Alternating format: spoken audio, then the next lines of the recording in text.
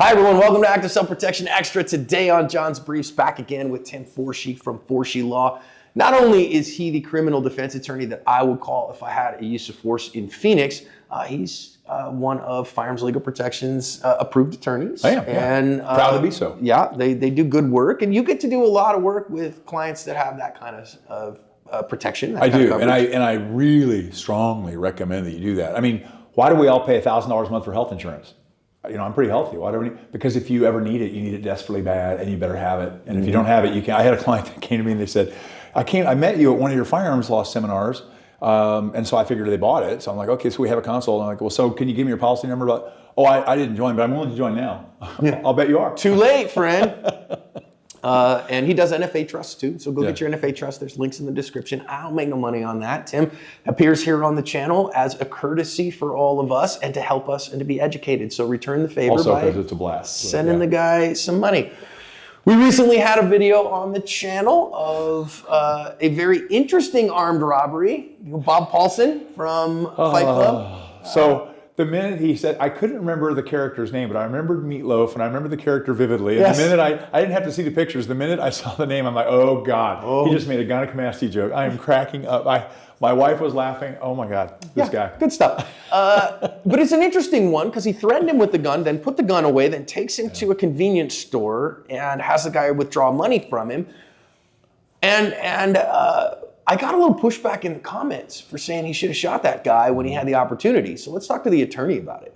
To win the fight after the fight, you need help. After a use of force, I trust Firearms Legal Protection to help me win the fight for the rest of my life. From their 24/7 attorney-answered hotline to coverage for the use of all legal tools, Firearms Legal Protection has you covered. Get a discount by signing up at the link below. This guy who first comes in, who looks an awful lot like Bob Paulson from Fight Club, if you get that reference as he walks in, is actually our armed robber. The guy that's kind of blurred out is his victim, who he came up earlier to and pointed a gun at and demanded his money. Well, the victim only had 50 bucks on him, said, hey man, I've only got 50 bucks. So now our guy made him get into the robber's car, go to this convenience store so that he can go to the ATM and withdraw him some money. And Bob Paulson, our robber, that's not his real name. Again, that's a Fight Club reference, and if you know why I made that reference. He is going to stand there with him. I'm pretty sure he has the gun hidden under his shirt there on the right-hand side. You can't really see, but that's where the stretching is on his shirt. While this guy is going to get a bunch of money. People come in and out. It doesn't look like anyone else is any the wiser. And then, according to the information the Houston PED put out in the original that I've linked in the description, that once he gets the money here, he's going to push the guy out of the way a little bit and grab the money as it comes out of the ATM. Then as they leave the store together, he threatens the guy that if he calls the police that he will find him and he will hurt him. Well, apparently our victim decided that was enough that he was going to call the cops anyways, even if that guy said he was going to hurt him. Of course, I mean, they got full facial on this guy. Why haven't they caught him? He looks pretty distinctive with his tattoos. I don't know, too high a caseload for Houston PD, but if you have any information, send it to him if you would. That would be, I think, very helpful to them to get this guy caught. Now, my position on this one, Tim, is that the guy showed him the gun, but then put the gun away, but he's still threatening him with the gun the entire time he's in his presence. You know he has a gun, he's pointed it at you, the threat continues. Yeah, so remember, that idea of the triad of ability, opportunity, and then whether you want to call this third one jeopardy, or I like the words manifested intent. So what do I mean by manifested intent? They have shown a willingness and desire to use deadly force against you, right? So an ability, he has a gun on him. Opportunity, he's got that gun on his person and it's real and it's loaded. Yeah. And his manifested intent, he's pointed it at you already and threatened you with it and said he'll use it on you, and then has maintained his presence in your presence. So I think all those are still met. I agree. And I wholeheartedly agree. I think he's justified to use lethal force to get out of this situation. We always say that should be your last option, not your first or only option, but your last option. I think he had a bunch of other options. I mean, just running. I mean, he's in a business. I don't know if it's 3 o'clock in the morning or what it is, but the guy's wearing those weird shoes with the open toe sandal things. I mean, a nice foot stomp there would probably got him a couple seconds to run. I mean, he had probably had other options, but Would I require him to exercise those options? No, absolutely not. Maybe I would, maybe you would, maybe you could have given him a throat strike with your elbow and been out of the situation. But we can't impose that upon this guy. Were the three elements, were those three elements met? Yes. Well, and even in a state with duty to retreat, so there's a minority of states that still impose a duty to retreat. There's 14 of them, if I remember correctly, currently. Even in those states, you only have the duty if you can do so in complete safety. Right.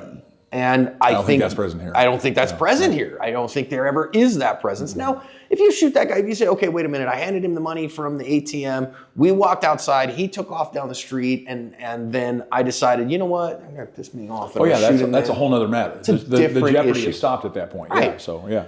But while he's transporting you by force to the ATM, while you are standing at the ATM, he's being cool about it, but he's still a deadly threat. Yeah.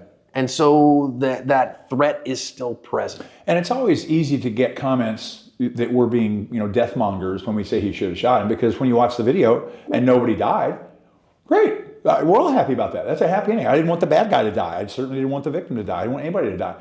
But it was pure happenstance that nobody died, right? And you can't plan on the best outcome. You got to plan on the most likely or the most frightening or the worst outcome. So, yeah, I mean, if you had the ability, if you were armed, like you were saying, I'm not particularly a fan of appendix carry, but boy, that would have been a really great time to have appendix carry.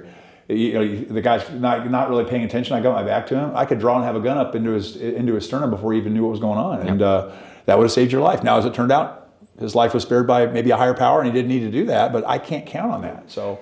Well, and so what we see from a Bureau of Justice Statistics perspective, me, I'm a data nerd, that about 25% of fully compliant people in armed robberies end up injured in those armed robberies. Injured or dead. So 75% chance that you won't be injured in an armed robbery if you fully comply. That's pretty good. That's pretty good. I'm going to put one round in one of the 4 chambers in the gun and put it to my head and pull the trigger. I mean, what could go wrong? Yeah. The statistics say that if a person who is a victim of an armed robbery gets a gun in the fight, their own gun, and gets a shot off, that chance of injury is 6%. So you're about a quarter of the chance of injury if you yourself are armed to get a gun out and a shot off. AKA you're 4 times safer if you use your gun. You're 4 times safer is what the statistics say. So I'd rather that. That's a much lower chance of injury. Personally, I'll take the quartering of my risk. And Tim said he's not a fan of appendix carry. If y'all know me, you know I am. I am a bigger fan of carry. Yeah. Carry a gun, right? I'm happy that you got a gun, exactly. If that means strong side, great. Carry strong side. If that means in your front pocket, carry in your front pocket. I'm not a big fan of ankle carry. I don't think it would have been super helpful here. No. I don't love small of back carry because of the inherent challenges that it has. But you want to carry strong side, super. That's totally fine with me. It's not wrong. I mean, it's old school, right? All you Korean War vets that are doing it, I'm down. Hey, you bastard! I gotta get my strong side. I did not serve. I just missed the draft for Korea. So there it is. And again, I think that he had that. Now he would have it. The challenges that I would see that could come is, what would it look like to the other people in the convenience store real quick? He just suddenly pulls a gun and just burns this guy to the ground. Oh my God! What just happened? Wasn't expecting that. Yeah, I wasn't expecting that. Now again, are we going to be able to explain that post hoc? Yes. Do I want then to stand around and woo, I have a gun and all that? No, right? We got to do smart things. And if somebody sees you do that and then they pull a gun, what are you doing? Hey man, that guy was robbing me and all that. We probably do that. The number of times that we see mistaken shootings of good guys are pretty few. Yeah, they're very rare. Thankfully, we've seen them. I've seen them on the channel, but they're very rare. So I don't worry about that too much. So would it be justified to shoot this guy? Yes. Yes, he's threatening you with a gun, right? Should I be punished for the Fight Club reference? Maybe. No, you should get an award of some sort for that. Right. You made me and my wife laugh for 5 minutes. I mean, what more do you want? Yeah. So. And if you got the Bob Paulson reference, would you leave me a comment in the description or in the comments? You're our kind of guy. That you're our kind of person, and also if you did get that reference, you should schedule your colonoscopy. Tim, thanks for the knowledge, man. Always, buddy. Thanks for the laugh.